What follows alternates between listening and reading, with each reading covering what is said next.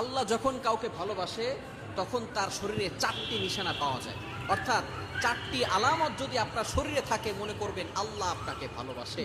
4টি নিশানা। 1 নাম্বার হচ্ছে যাদেরকে আল্লাহ তাআলা দ্বীনের সঠিক জ্ঞান দান করেন তাদেরকে আল্লাহ তাআলা মহব্বত করেন।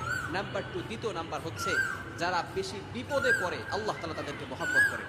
যার শরীরে দেখবেন একের পর এক বিপদ আসতেছে, অসুস্থতা আসতেছে, বারবার বিপদ, একের পর এক বিপদ, একটা বিপদ যাওয়ার পর পরে আর একটা বিপদ আসতেছে, আপনি হতাশ হবেন না প্রিয় ভাই। আল্লাহ তাআলা আপনাকে ভালোবাসেন।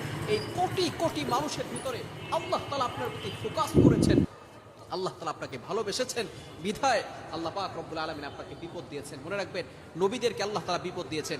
ইব্রাহিম আলাইহিস সালাম খলিলুল্লাহ এবং মিল্লাতা আবিকুম ইব্রাহিম, যিনি সকল মুসলিম উম্মাহের, সকল মুসলমানদের পিতা এবং সকল মুসলমানদের লিডার, নেতা। সুতরাং ইব্রাহিম আলাইহিস সালামকে আল্লাহ তাআলা সবচেয়ে বেশি কষ্ট দিয়েছেন।